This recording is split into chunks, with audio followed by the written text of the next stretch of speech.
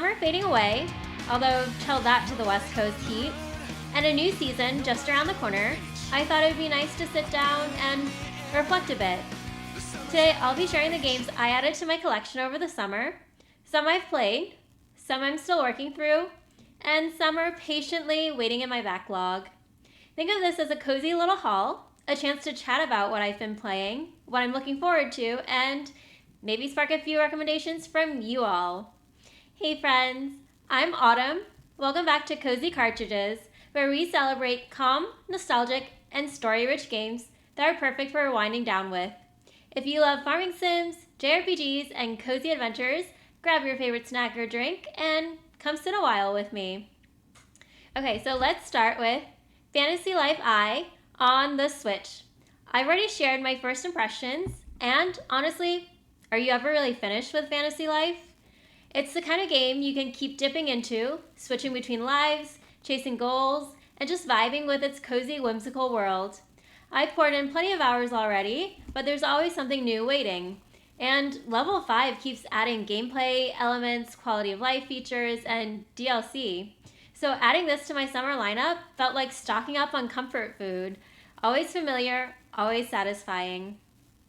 Another summer standout was Rune Factory, Guardians of Azuma, which I did finish, some 90 odd hours after my initial first impressions. I love the way it balanced farming, dungeon crawling, that signature Rune Factory charm in the characters and town life, and its new aspects and gameplay mechanics. It's one of those games that made me so happy I invested the time, and it was so refreshing to see new life brought into the Rune Factory series. And as you all know from my last video, Marvelous and Natsume really killed it this summer with their second entry, Story of Seasons Grand Bazaar. I've been spending time with this new Switch reimagining of the DS game and shared some first impressions already, as you know if you've been on this channel before. Zephyr Town feels warm and welcoming, and the bazaar mechanic gives the game a unique rhythm that lets it sit apart from other farming sims. I'm still making my way through it, but it's been a refreshing addition to the collection and my favorite entry in the series since the 3DS era. And then there's Romancing Saga 2, Revenge of the Seven, which completely took me by surprise. I had never played a Saga game before and heard that players tend to be either fans or just completely dislike the series. But when they announced the Switch 2 version of the game and the option to upgrade for $10, I decided to give it a shot. I'm nearly finished and already itching to try more games from the series. Its structure and progression are so different from most JRPGs, but they clicked with me in a way that I wasn't expecting. It was definitely one of those purchases that expanded my horizons as an RPG player. Now, one that felt extra special this summer was Trails from Zero. I already have the game and I've already played it digitally, but when VGP restocked physical copies, I couldn't resist securing one for my shelf. There's something about having a tangible version of a game without having to pay the exorbitant eBay prices that meant a lot to me. And, well, I also brought home Mato Monogatari, Fia and the Wondrous Academy. I gave some first impressions not too long ago, and to be honest, I haven't gone back to it since.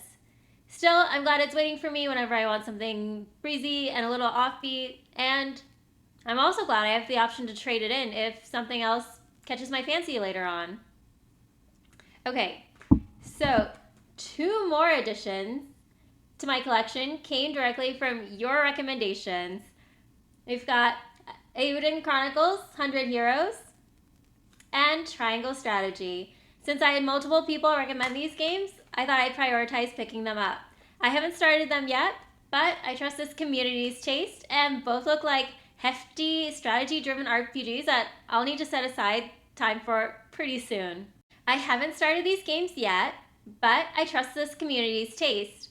Both look like hefty strategy-driven RPGs, and I'm so excited to get to them when I have a little more time. And don't worry, I've noted your other recommendations as well, and I'm either looking out for physical copies of the games or they're on my Steam wishlist. Okay, so last up for my Switch pickups, I've got the Banner Saga Trilogy and Raito Remastered. So as a strategy RPG, Banner Saga intrigued me with its hand-drawn art and branching choices, and having the whole trilogy feels like an investment into a story I'll eventually get to experience from start to finish. Rhino Remastered was a curiosity buy. More SMT goodness?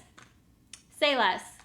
I just haven't been in the mood for an action-focused JRPG gameplay, especially since, a lot of the farming sims I play have some action combat involved. So, yeah, this one's been waiting on my shelf for a little bit, but as an Atlas title, I'm sure I'll pick it up when the timing feels right.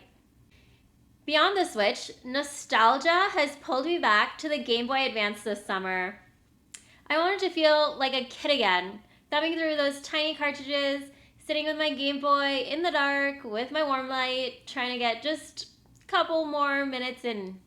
And that led me to picking up Lunar Legend and Riviera: The Promised Land. So Lunar Legend is a portable retelling of the original Lunar Silver Star story. It trims down the big console RPG into something bite-sized for handheld play, with charming sprites and the same heartfelt story that made the series beloved. And yes, I know the Lunar Remastered collection is now on the Switch, but I'm still so excited to play this retro game on my retro console. Riviera, on the other hand, is part visual novel, part dungeon crawler, and part traditional RPG, from what I can tell anyway. It seems to be quirky in the best way possible, where you don't freely explore so much as move screen by screen, making choices that influence the flow of the adventure.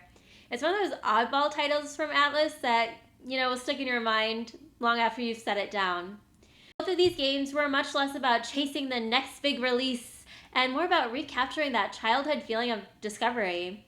On PC, with my Legion Go S mostly, I spent a lot of time with Fields of Mystria. You might have seen my 7 days in Fields of Mystria video, but let's just say I kept going far beyond 7 days. I love the pixel art and magical flair in this farming sim and cannot wait for the full release. I don't play many early access games, so this should really say something about the game. And then I also picked up the Witcher series, although it's just been sitting in my library and I haven't gotten a chance to it. This feels like a project for a colder, quieter season when I'm ready for something sprawling. But it was a snag on the summer Steam sale and I couldn't resist. All of these pickups had me reflecting on physical versus digital games, partially because the Nintendo Switch 2 generation seems to be phasing out true physical games with game key cards, and partially because, I'm running out of space for my Switch collection. There's something to be said about a physical copy of a game that brings you so much joy. Going into a shop, picking up a game, taking it home with you, placing it on your shelf, knowing that you own a piece of gaming history that can be played decades down the line. But digital is so convenient, especially when you want to try something new right away or travel light. I can really see the appeal of it, especially if you are a PC gamer purchasing games on Steam. Nintendo doesn't let you do this, but on Steam, if you purchase a game and you've only played it for a certain amount of time and you don't like it, you have the option to return it within a specific time frame. On Nintendo Switch, however, if you digitally purchase a game and you don't like it, you're kind of just stuck with it. I can bring my physical games into my local video game store and trade it in for something else for store credit or for some cash if I need it.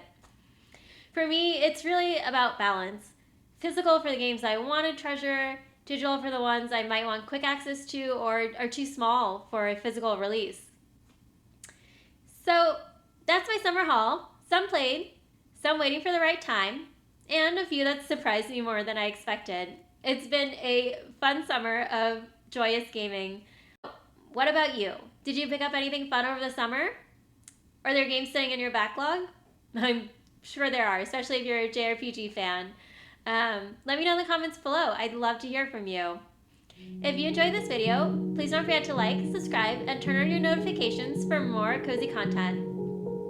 Until next time, may your shelves stay full, your games stay cozy, and your backlog never feel overwhelming.